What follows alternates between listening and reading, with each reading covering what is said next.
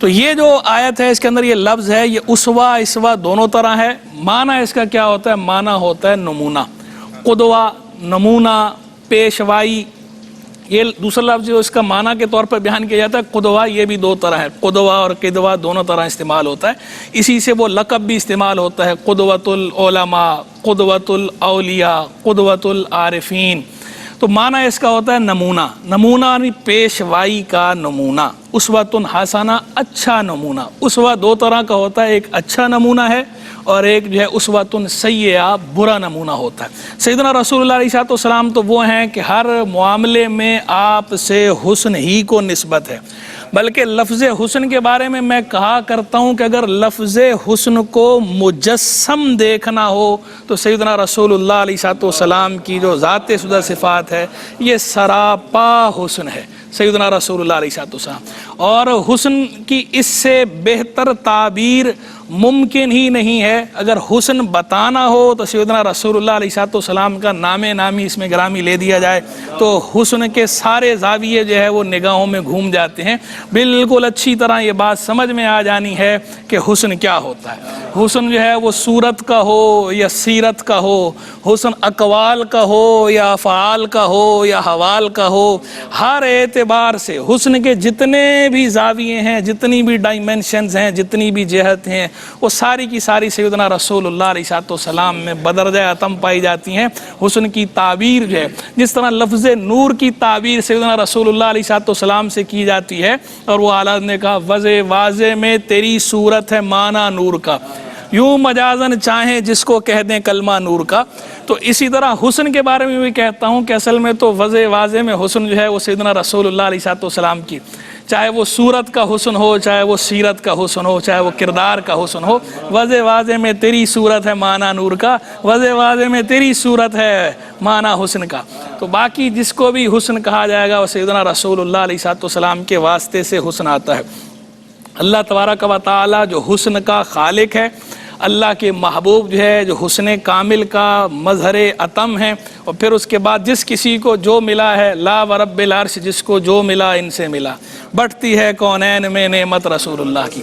باقی نعمتیں جو ہے وہ انہی کے واسطے سے، انہی کے وسیلے سے، انہی کے توسل سے عطا کی جاتی ہیں۔ تو ان کا اسوہ اگر اسوہ حسنہ نہیں ہوگا تو کس کا اسوہ حسنہ ہوگا؟ تو اسوۃ حسنہ اچھا نمونہ۔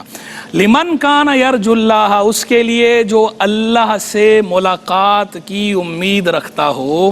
اللہ سے ملاقات کی امید ہونی چاہیے۔ جو اللہ سے ملاقات کو پسند کرتا ہے تو اللہ بھی اس سے ملاقات کو پسند کرتا ہے۔ حدیث میں فرمایا گیا نا، من احب لقاء اللہ، جو اللہ کی ملاقات کو پسند کرے، احب اللہ لقاءہ، اللہ بھی اس سے ملاقات کو پسند کرتا ہے۔ اور کیوں نہ ہو، اللہ تبارک و تعالی وہ ذات کہ سب سے بڑھ کر محبت کس سے ہونی چاہیے؟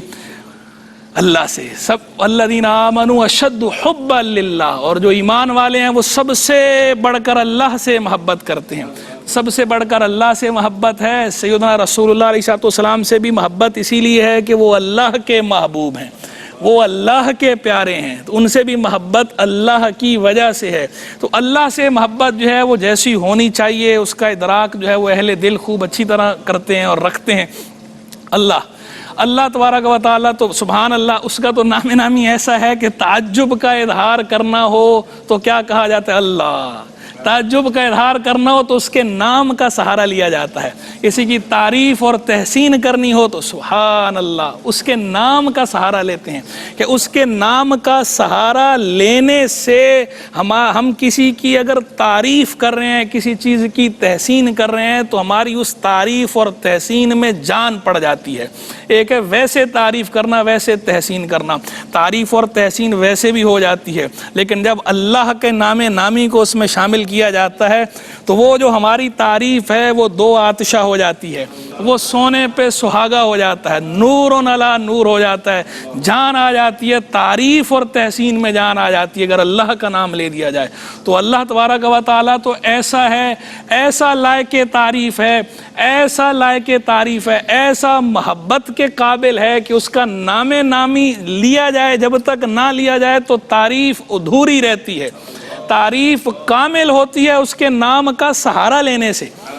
تو اللہ تو ایسا لائق تعریف ہے، اسی لیے قرآن کا آغاز ہوا ہے تو کہاں سے آغاز ہو رہا ہے؟ بسم اللہ الرحمن الرحیم کے بعد الحمدللہ رب العالمین۔ تمام تعریفیں کس کے لیے ہیں؟ للہ، اللہ کے لیے۔ یہ جو الحمد بھی یہ جو لفظ استعمال کیا گیا ہے، ابھی وہ موقع نہیں ہے اور جو ہے وہ زیادہ ٹیکنیکل چیزوں میں جا نہیں رہا، ورنہ ہم اس کو جب طلبہ کو پڑھاتے ہیں تو بتاتے ہیں گرامیٹیکلی، جب ہم اس کو کھولتے ہیں کہ اس کا معنی مفہوم کیا ہے، تمام تعریفیں تو ہم اس کی اجمالی معنی مفہوم کرتے ہیں، اس کو اگر کھولنے پر آئیں تفصیلی معنی کریں تو تفصیلی معنی اس کا یہ بنتا ہے تمام زمانوں میں تمام تعریف کرنے والوں کی تمام تعریفیں اللہ رب العالمین ہی کے لیے ہیں۔ یعنی اس کے اندر عموم ہے، ایک تو ہم جب اجمالاً کہتے ہیں تو کہہ دیتے ہیں تمام تعریفیں، تو اس میں وہ سب آ گئے، لیکن پہلو ہیں اس کی بھی جہتیں ہیں، تمام حامدین کی عموم ہے۔ حامد کے اندر بھی تعمیم الحمد بھی اس میں پائی جاتی ہے، اور تعمیم الاوقات والازمنہ، تمام اوقات میں تمام زمانوں میں جو تعریفیں ہیں وہ تعریفیں، تمام حامدین کی تمام زمانوں میں تمام اوقات میں تمام تعریفیں۔ پھر حمد میں عموم ہے، یعنی ایک عموم جو ہے وہ حمد کے اندر ہے، ایک عموم حامد کے اندر ہے، ایک عموم وقت حمد میں ہے، زمان حمد کے اندر ہے۔ تو یہ تینوں جہتوں سے تو یوں یہ کمپریہنسو ہے، جامع ترین کلمہ جو استعمال فرمایا گیا ہے، اور اس کا جو منشاء تعمیم ہے وہ ہم اسی سے اخذ کرتے ہیں، اسی میں سے نکال کر ہم بتاتے ہیں کہ تمام حامدین کی تمام زمانوں میں تمام تعریفیں اللہ رب العالمین ہی کے لیے ہیں۔ ناظرین، یہاں پر ایک مختصر سے بریک کا وقت ہوا چاہتا ہے، امید کرتے ہیں آپ ہمارے ساتھ رہیں گے۔ ناظرین ویلکم بیک۔ بریک پر جانے سے پہلے ہم یہ گفتگو کر رہے تھے، حمد کے اندر تعمیم ہے، تعمیمات ثلاثہ کہلاتی ہیں، یہ تینوں تعمیمات اسی خود جملے کے اندر موجود ہیں، الحمدللہ میں موجود ہیں، تینوں کا منشا اس کے اندر موجود ہے۔ تو وہ باقاعدہ پھر ہم جب پڑھاتے ہیں تو اس کو کھول کر بتاتے ہیں کہ تمام حامدین کا معنی جو ہے وہ کہاں سے آیا اس کے اندر، پھر یہ جو تمام اوقات تمام زمانوں کا معنی ہے وہ کہاں سے آیا، اور یہ تمام تعریفوں کا معنی یہ کہاں سے آیا۔ تو یہ باقاعدہ خیر ایک فن ہے اور پوری ٹیکنیلٹی ہے اس کے اندر، ٹیکنیکل بیسس پہ ہم اس کو سمجھاتے ہیں۔ بہرحال تو میں عرض یہ کر رہا تھا کہ اللہ تبارک و تعالی وہ ذات، وہ لائق تعریف ذات، وہ لائق محبت ذات کہ ساری تعریفوں کا مرجع حقیقت میں وہی ہے، اور وہ خود اس بات کو ذکر فرماتا ہے، اور ہمارا قرآن جو ہے وہ شروع ہوتا ہے تو آغاز میں جو سورۃ الفاتحہ ہے جس کو سورۃ الحمد بھی کہا جاتا ہے، اس کے آغاز ہی حمد سے ہو رہا ہے، اور یہ وہ کہ نبی کریم علیہ السلام کے ناموں میں سے ایک نام ہے نبی الحمد، اور سیدنا رسول اللہ علیہ السلام کی امت کا ایک نام ہے حمادون حمادین، سب سے بڑھ کر تعریف کرنے والے، کس کی؟ اللہ کی تعریف کرنے والے۔ تو سب سے بڑھ کر تو اللہ ہی سے محبت ہونی چاہیے کہ اللہ تبارک و تعالی وہ ذات ہے، سیدنا رسول اللہ علیہ السلام نے آ کر جو حسن مجسم ہیں، جو حسن صورت اور حسن سیرت کا سب سے اعلیٰ مرقع ہیں، انہوں نے بھی آ کر یہ دعوت دی اللہ سے محبت کی۔ یعنی سارے انبیاء کرام علیہ السلام تشریف لائے، سب نے آ کر اللہ کی توحید کی بات کی اور اللہ سے محبت کی بات کی، اور سیدنا رسول اللہ جو سید المحبوبین ہیں انہوں نے بھی آ کر اللہ کی توحید کی بات کی اور اللہ کی محبت کی بات کی۔ تو وہ اللہ ایسا جو ہے وہ محبت کا مستحق ہے، سب سے بڑھ کر وہی محبت کا مستحق ہے، یہاں تک کہ ہماری شریعت کے اندر، ہمارے دین کے اندر خود یہ ایک وصف ہے، الحب فی اللہ والبغض فی اللہ، کہ جس سے محبت کرنی ہے اللہ کے لیے کرنی ہے، جس سے نفرت کرنی ہے اللہ کے لیے کرنی ہے۔